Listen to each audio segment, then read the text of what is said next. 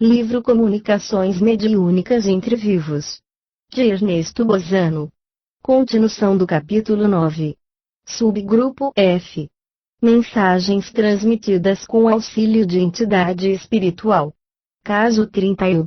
Tiro dos Anales de Ciências Psíquicas, 1914, páginas 1 a 11, que é relatado pelo Dr. Gustave Geley, ex-diretor do Instituto Metapsíquico Internacional, com sede em Paris. Trata-se de um longo e interessantíssimo relato, de um gênero de experiências conhecidas pelo nome de correspondência cruzada. 7. No último incidente do caso anterior encontra-se um exemplo desta espécie de experiência. Início da nota da editora. 7.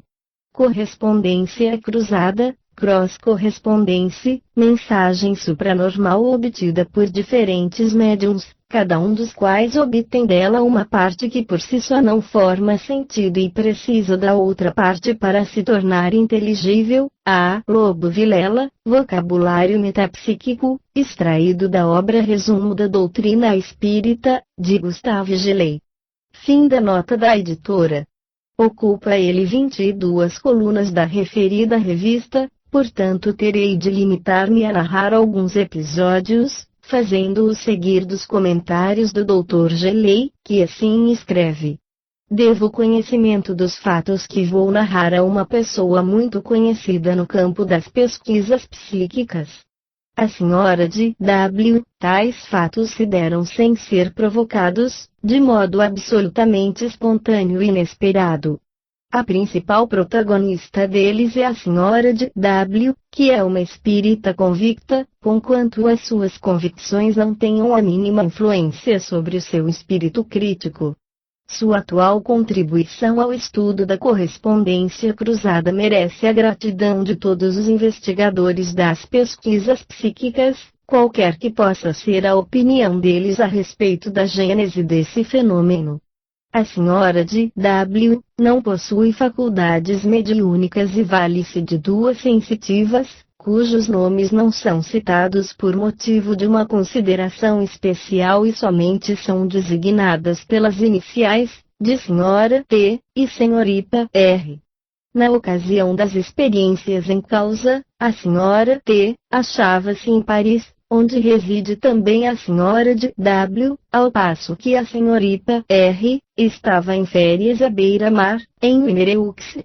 Ambas são médiuns escreventes e a Senhora T. é também vidente, de modo que a ouviremos descrever, com exatidão, cenas que, no momento, vê-se desenvolverem à distância.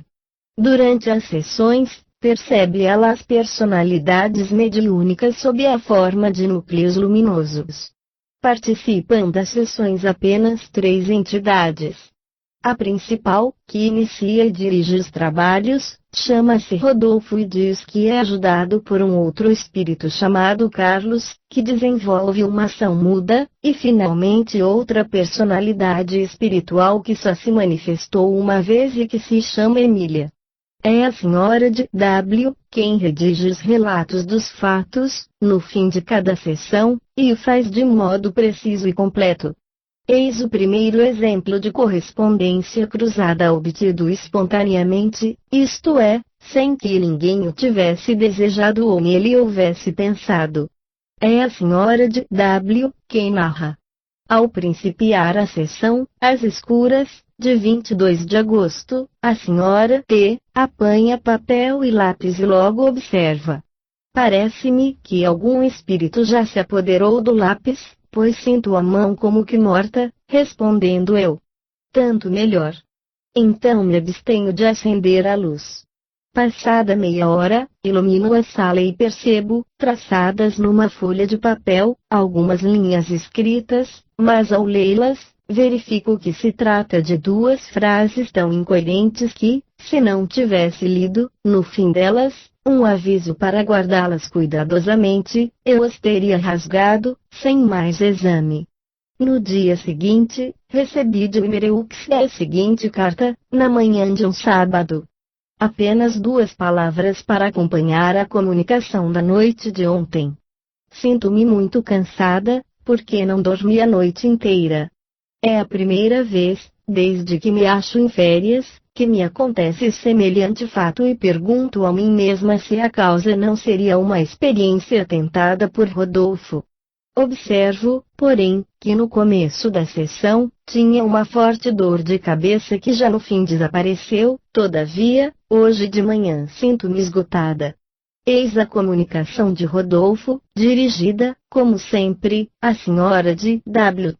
Eis-me aqui, minha amiga. Esta noite proponho-me a ir e vir de um grupo ao outro, por meio dos filamentos fluídicos que teci, de maneira que escreverei a minha mensagem ora com a mão da médium R, e ora com a mão da médium T, subtraindo o fluido da primeira para adicionar à segunda, a fim de chegar a escrever com a mão desta última.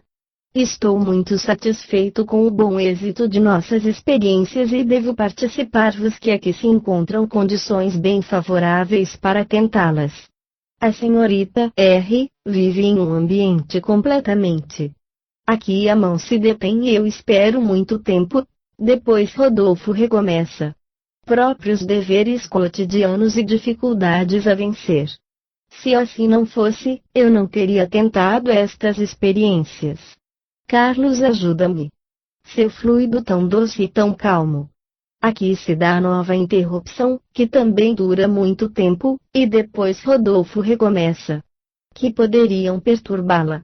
Por esta noite basta, senhorita R, e, portanto, me proponho a restabelecer a corrente. Boa noite aos amigos dos dois grupos. Rodolfo. Ora, as duas frases interrompidas, recebidas no grupo de Paris pela senhora T, eram estas. Diferente do seu. Toda preocupação é deixada de parte e ela não é mais afligida pelo pensamento penoso dos. Isola nossa preparação fluídica contra as correntes perniciosas. Nota-se, portanto, que, intercalando essas duas frases nos pontos em que se deram as interrupções na mensagem escrita pela senhorita R, em Mimereux, obtemos a seguinte mensagem completa. A senhorita R vive em um ambiente completamente diferente do seu. Toda preocupação é deixada de parte e ela não é mais afligida pelo pensamento penoso dos próprios deveres cotidianos e dificuldades a vencer. Se assim não fosse, eu não teria tentado estas experiências. Carlos, ajuda-me. Seu fluido tão doce e tão calmo isola nossa preparação fluídica contra as correntes perniciosas, que poderiam perturbá-la. Tais são os fatos. Acrescento que no começo da sessão do dia 22 de agosto, a senhora T me havia dito. A senhorita R está me escrevendo, mas deve estar sofrendo dor de cabeça, porque leva constantemente a mão esquerda à testa e tem os cabelos soltos, o que me foi inteiramente confirmado posteriormente. Eis um segundo exemplo deste gênero. Na sessão de 16 de setembro, a médium senhora T assinala um ir e vir de dois núcleos luminosos, que representam os espíritos, e sente que se preparam para fazê-la escrever. E, de fato, escreve ela as seguintes frases destituídas de sentido aparente. Prudentes como um convento de jovens educandos. Longa interrupção. Seus grandes olhos tão doces estão habituados a ver passar. Nova interrupção. A moderna cortesã, cujos olhos. Outra interrupção, e nada mais. Encerramos a sessão, pouco satisfeitos com seu resultado, porque o significado do que fora escrito era indecifrável, mas no dia seguinte recebemos de Mimereux algumas grandes folhas cobertas de escrita mediúnica da senhorita R, escrita à mesma hora em que a senhorita T escrevia as frases também interrompidas. Tais folhas continham uma espécie de apólogo ditado mediunicamente por Rodolfo, no qual a significação dos períodos ficava suspensa em 3 pontos. Intercalando as interrupções às 3 frases incoerentes, obteve-se a seguinte narração. As servas do bosque. Atravessando as densas moitas dos nossos parques, nunca vos encontrastes com as servas que ali habitam por entre as densas folhagens, ora prudentes, como um convento de jovens estudantes bem comportadas, ora tímidas, medrosas, fugindo aos saltos, em bandos compactos, porém mais graciosas, mais sedutoras do que nunca.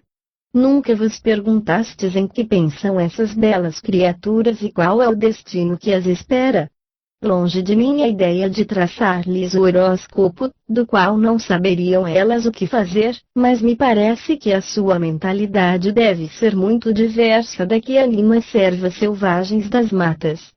Seus grandes olhos tão doces estão habituados a ver passar estranhos carros que voam sem cavalos e, dentro dos carros ou pelas veredas dos bosques, estão acostumadas a divisar mulheres de grandes olhos semelhantes aos seus, mulheres delicadas, lânguidas, elegantes. Quem nos poderia dizer se a moderna cortesã, cujos olhos parecem desmesuradamente grandes pela obra genial de um pincel, não seria uma serva da mata que já não se recorda do passado? Cara amiga, tive alguma dificuldade em levar a cabo esta minha experiência porque a senhorita R. a buscava compreender, porém creio que o consegui. Rodolfo. Relato ainda outro exemplo. No dia 5 de setembro, antes de se apagarem as luzes, a senhora T. e eu pegamos juntas o lápis, como nos havia sido indicado fazer, de modo que a mão esquerda da senhora T. se sobrepôs à minha direita, que escreveu a seguinte frase. Designa, em uma folha de papel, com uma só palavra, o tema que deseje que eu vá imediatamente desenvolver com a senhorita R. em Minereux. Tiro uma folha do caderno que se acha em minha frente, reflito um instante e depois escrevo a palavra sonho. Nesse ínterim a senhora T. havia saído da sala e ficara fora todo o tempo que eu levara a pensar no tema a escolher. Quando voltou, eu já havia fechado no cofre a folha de papel em que escrevera a palavra sonho, folha que ninguém mais viu até chegar de Minereux a carta correspondente. Reentrando, nota a senhora T. que desapareceram dos núcleos luminosos. No dia seguinte, chega de Minereux um grande envelope contendo algumas folhas, com a seguinte comunicação. Tenha paciência, senhorita R. Era preciso que eu arranjasse todas as coisas para a nova experiência. Espere um pouco. Neste momento estou muito ocupado. Não me faça perguntas. Quando estiver pronto, partirei. Depois de algumas garatujas do lápis, a comunicação continua. Cara amiga, não te direi com que sonham as meninas, pois isto não poderia interessar-te muito, tanto mais que já o disse de Musset em forma um tanto leviana, como era usual na literatura de seu tempo. Dir-te-ei antes que, por volta da meia-noite, quando adormeces, o espírito levanta voo para regiões mais ou menos encantadas, segundo os casos. Um de nós te estende a mão para ajudar-te a transpor a fronteira fluídica que separa o estado consciente do estado de sonho e empregamos o nosso melhor esforço a fim de auxiliar-te a transpor rapidamente a região de nevoeiro que não te poderia proporcionar prazer. Em outros termos, conduzimos-te a nós, as regiões encantadas, cuja lembrança se apaga logo de tua memória. Não te deves, porém, queixar da lacuna que fica, pois que, para recordar os sonhos de tal natureza é necessário uma têmpera muito mais impressionável do que a tua. Se conservasses a recordação das belezas entrevistas em nossa morada, a existência terrena se tornaria repulsiva a ti. Quando algumas vezes te levantas pela manhã, triste e desanimada, é porque, no fundo de tua consciência, persiste uma lembrança inconsciente de um país encantado, que, com as sombras da noite, desaparece de ti. Cara amiga, não te parece que Rodolfo se torna um literato de fundo terrestre, embora trate de assunto astral? Sou eu mesmo quem dita as reflexões expostas, porque Carlos neste momento não está aqui em Minereux e sim junto de ti, em Paris. Tudo isto eu escrevi para limitar-me ao tema que me propuseste. Até outra vez. Rodolfo. Ao relato dos fatos, o Dr. Gelei faz considerações muito interessantes, das quais extrai o trecho seguinte. O que se depreende destas experiências? Um fato primordial, cujas consequências filosóficas são discutíveis, mas que se impõe atenção. O fato é o seguinte. Nas correspondências cruzadas tudo concorre para presumir que uma inteligência autônoma, independente do médium e dos assistentes, tenha tomado a iniciativa das experiências no sentido de prepará-las, dirigi-las e levá-las a bom termo. Toda vez que se refletir convenientemente sobre as experiências em exame, reconhecer-se-á que tais conclusões se impõem irresistivelmente. Poder-se-ia talvez manter conclusões ilusórias? Não. De qualquer modo reconheço que não poderia excluir, sem reservas, a hipótese telepática, e isto pela boa razão de não conhecermos, ou melhor, de não podermos estabelecer limites à telepatia. De qualquer modo, na circunstância do caso exposto, tal hipótese acha-se à frente de dificuldades insuperáveis. Convém observar, a propósito, que as duas médiuns nunca haviam feito experiências juntas e que as relações existentes entre elas, puramente de conhecimento, não implicavam uma simpatia particular entre si, o que, de resto, não basta para excluir-se a hipótese telepática. Mas eis o que torna o caso mais grave. Esta hipótese, na aparência tão simples, impõe, ao contrário, excessivas complicações ao nosso caso. Procuremos, portanto, analisar praticamente, de que modo se deveria ter desenvolvido uma ação telepática nas circunstâncias em exame. Como se sabe, a telepatia implica a existência de duas pessoas em ação. Uma ativa, outra passiva, uma transmissora, ou melhor, emanadora, se nos permitirem este neologismo, outra receptora. De que forma, então, se realizaram tais atribuições nas experiências de Mimereux? Nos casos das correspondências cruzadas ou simultâneas, parece logicamente impossível atribuir-se o papel de agente ativo a uma ou outra das médiuns, visto que ambas ignoravam a ideia, a natureza, o conteúdo das mensagens que escreviam e que ambas eram incapazes de compreender, isoladamente, o sentido e fim de tais mensagens. Na realidade, ambas se portavam literalmente como duas máquinas postas em ação por uma direção única e por uma inteligência independente. Note-se também que, no nosso caso, não se pode falar de puros impulsos telepáticos, porque o fenômeno implica, ao contrário, uma iniciativa deliberadamente ativa. A quem pertencia essa iniciativa? Talvez a segunda personalidade da senhora T, ou talvez a senhorita R. O quesito fica literalmente insolúvel, porque é mal proposto. É verdade que se poderia ampliar o quesito, pressupondo que a parte ativa não fosse confiada nem a uma nem a outra das médiuns, mas sim a senhora de W, que teria representado o papel de Rodolfo, mas, também neste caso, achamo-nos diante de dificuldades insuperáveis e, antes de tudo, porque com tal solução não se explicariam os fenômenos de clarividência da senhora T, os quais deveríamos passar em silêncio. Quando mais não fosse, porque a senhora de W não é médium e não se saberia como faria para desdobrar-se, ao mesmo tempo, permanecer em estado de vigília. Tomemos o caso da mensagem sobre o tema sonho e analisemos o que deveria ter acontecido com a admissão da hipótese. Antes de tudo, a personalidade subconsciente da senhora de W, sob o disfarce de Rodolfo, aparece e pede à sua personalidade consciente para designar-lhe um tema a ser desenvolvido, a senhorita R, e a personalidade consciente designa o tema sonho e logo depois a personalidade subconsciente da senhora de W, transporta-se ao Mimereux e dita o referido tema senhorita R. Segue-se daí que a senhora de W, mesmo mantendo-se sempre em estado de completa vigília, seria a inspiradora involuntária do desenvolvimento do tema, de modo que teria agido conscientemente em Paris e inconscientemente em Numereux, ao mesmo tempo. Tudo isto é literalmente inverossímil. Esta é uma pequena amostra das dificuldades a superar a fim de apegar-se à hipótese telepática para a explicação do caso em exame. Se quiséssemos sustentar, a qualquer custo, a hipótese, então nos encontraríamos envolvidos em muitas outras hipóteses insolúveis.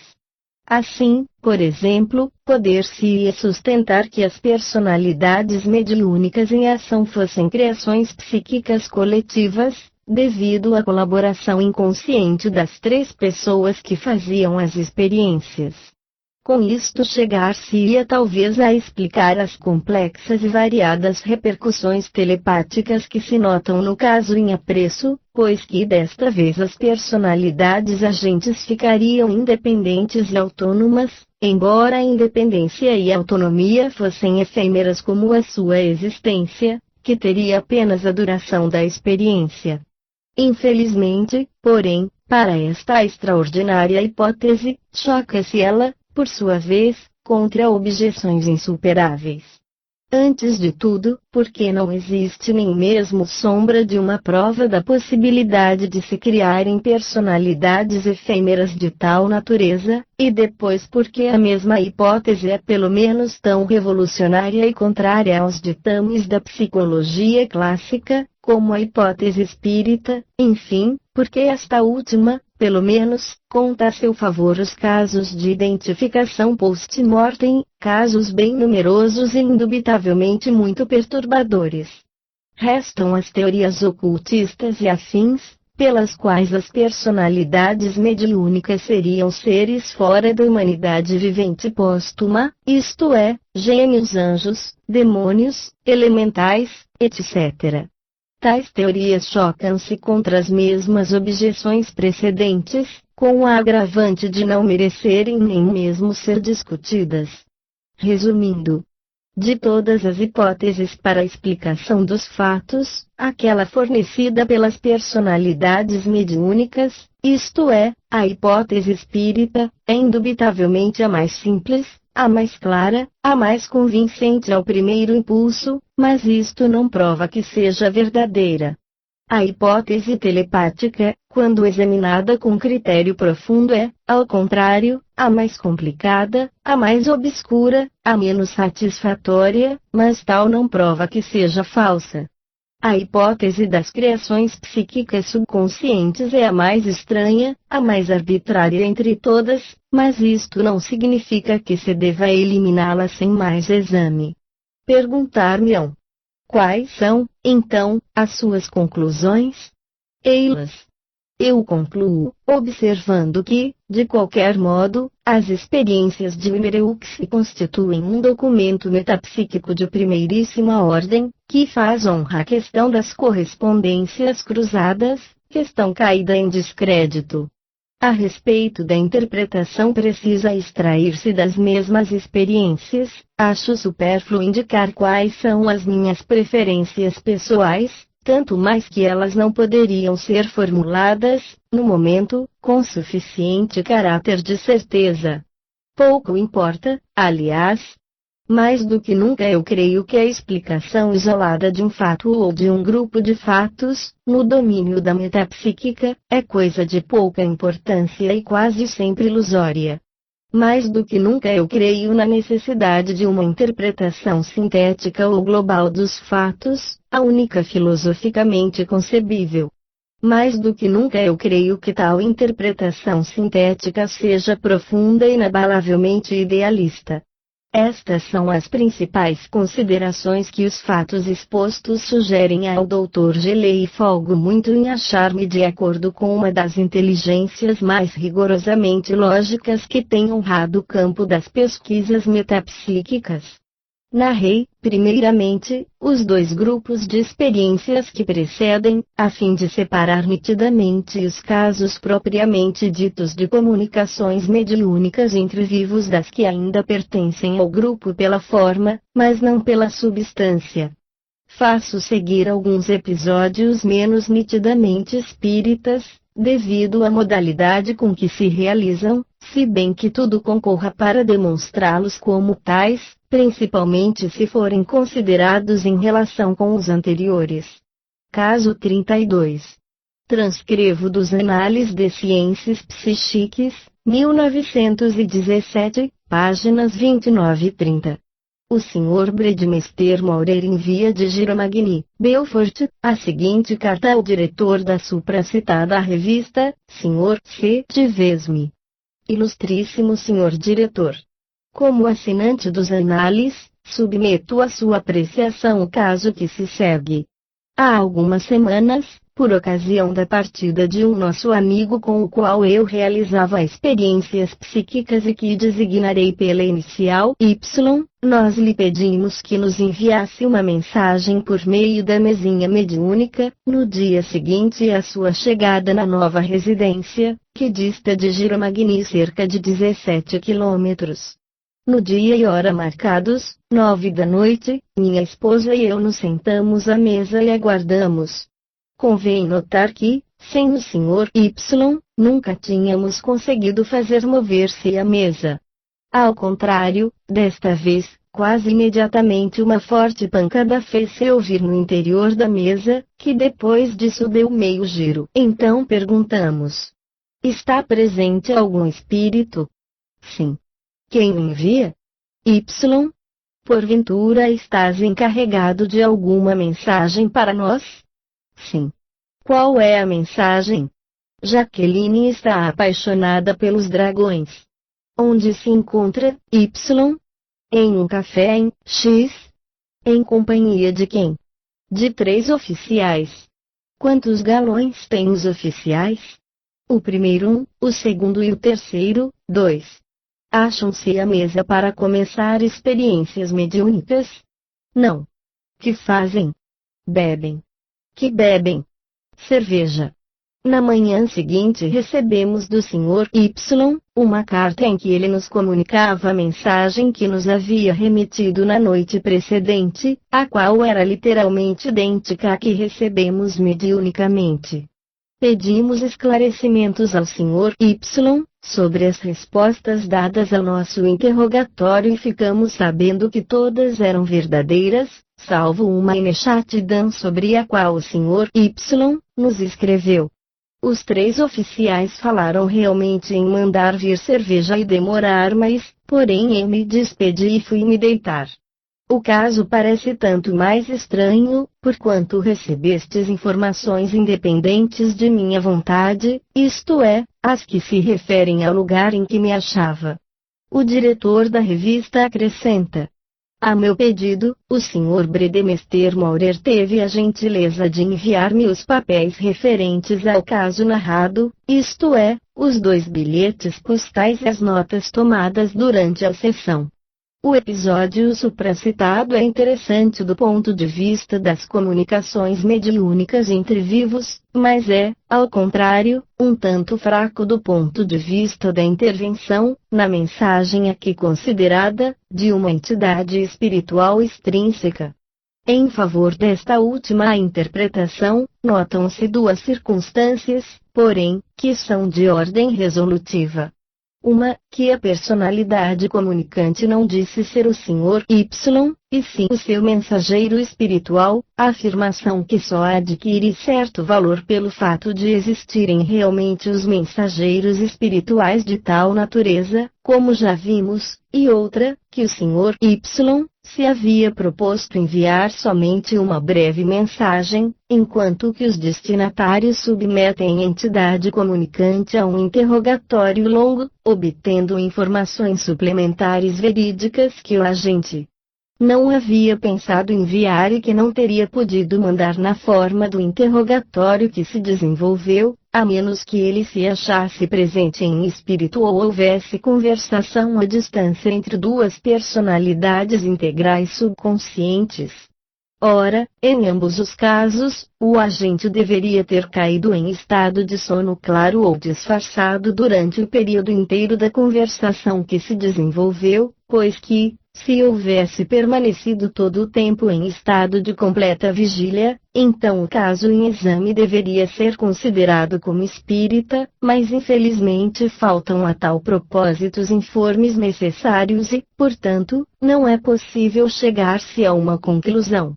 Quanto à pequena inexatidão ocorrida na transmissão telepática da mensagem, em que o fato de mandar vir cerveja para beber no local se transformou no outro fato de beber cerveja não apresenta valor teórico, pois que se trata, evidentemente, de um dos erros comuns de transmissão, dos quais não podem escapar as mensagens mediúnicas, porque, para se realizarem, devem, necessariamente, passar através do comutador cerebral de uma terceira pessoa.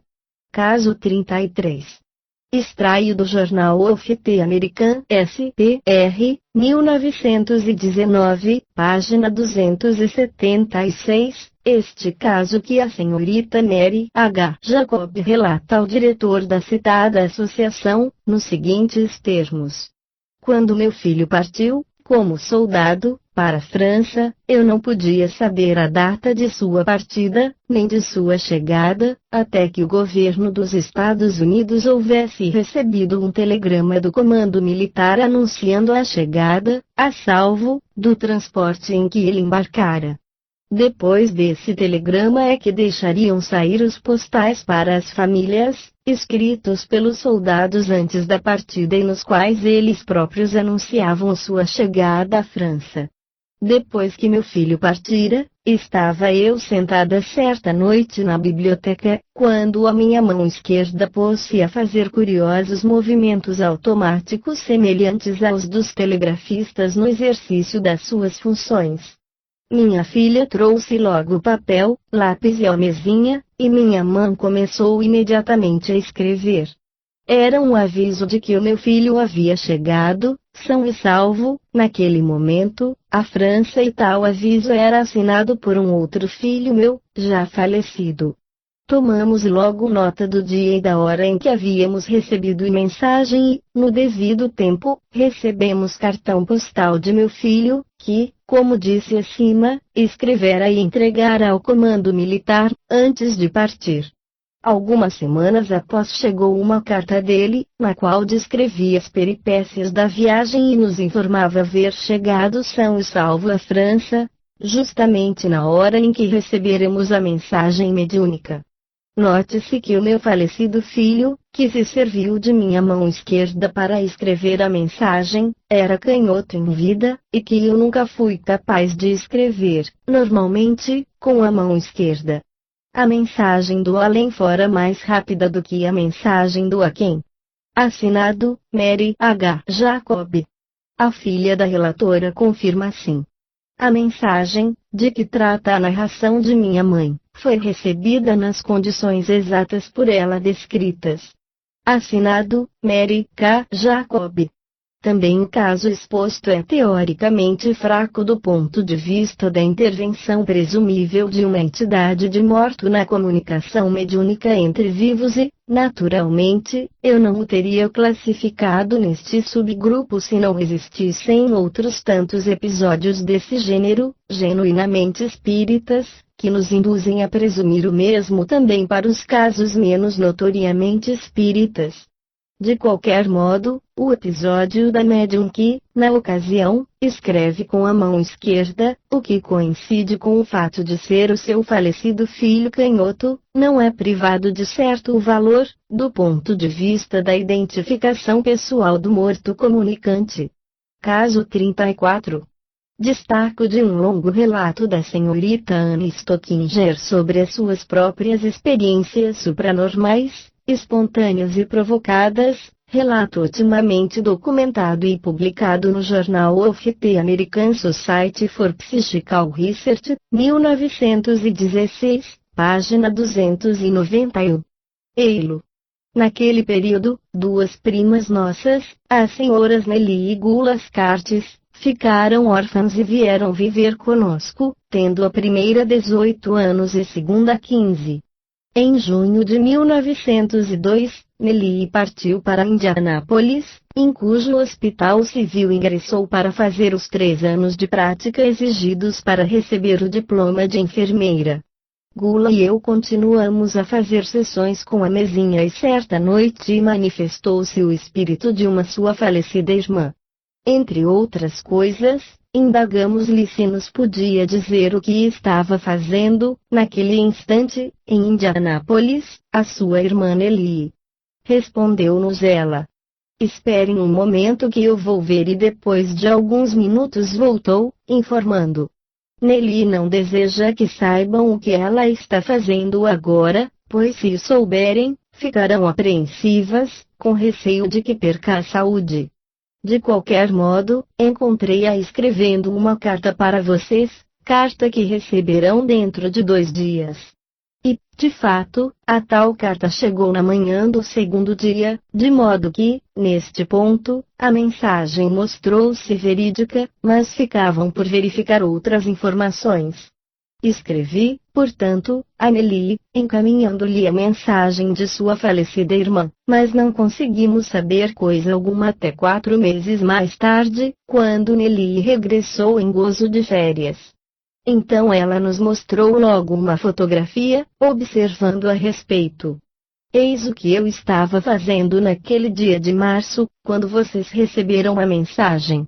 Contrariamente ao regulamento do hospital, eu lhes remeti escondida a carta que ela lhes disse que eu estava escrevendo, mas tive bem cuidado de não deixar vocês saberem o que eu estava fazendo para que não ficassem alarmadas pela minha saúde." Esta fotografia foi tirada através da janela da enfermaria em que estava eu encerrada. Via-se, na fotografia, Nelly junto da figura horrível de um enfermo com varíola negra. Tal o fato, que o Dr. Islop faz seguir dos comentários abaixo. A observação contida na mensagem mediúnica, que Nelly não desejava se soubesse o que estava ela fazendo naquele momento, faz-me lembrar as experiências análogas de William Stead, por ele consideradas como comunicações de vivos. O episódio em questão pode também representar o que é no máximo explicado pela telepatia e pela clarividência, mas a observação sobre a pessoa que se achava longe e que não desejava que os destinatários soubessem o que estava ela fazendo, pareceria implicar alguma coisa mais do que uma leitura passiva do que havia em sua subconsciência, e tal implicaria também o propósito, por parte do agente mediúnico, de não transmitir a informação pedida. É precisamente assim, e tal observação parece suficiente para eliminar a hipótese de clarividência telepática, mas não a de uma presumível comunicação mediúnica entre vivos, visto o que, em tal caso, ter-se-ia tratado de uma conversa entre duas personalidades integrais subconscientes e, em consequência, pareceria ainda verossímil presumir-se que a personalidade subconsciente da enfermeira tenha podido abster-se de comunicar aos parentes uma notícia que poderia inquietá-los. Isto posto, em homenagem às regras da pesquisa científica, não parece porém racional descuidar da outra circunstância de que quem se manifestou mediunicamente foi a personalidade de uma morta que, interrogada a respeito de uma pessoa distante, respondeu: "Esperem um momento que eu vou ver." E, como o desenvolvimento final dos fatos gira inteiramente em torno de tal fato de natureza espírita, não se pode deixar de comparar o episódio aos outros episódios iguais, acima citados, que têm caráter genuinamente espírita, tirando daí a convicção de que a hipótese espírita é indubitavelmente a mais verossímil e a mais provável também nas circunstâncias expostas.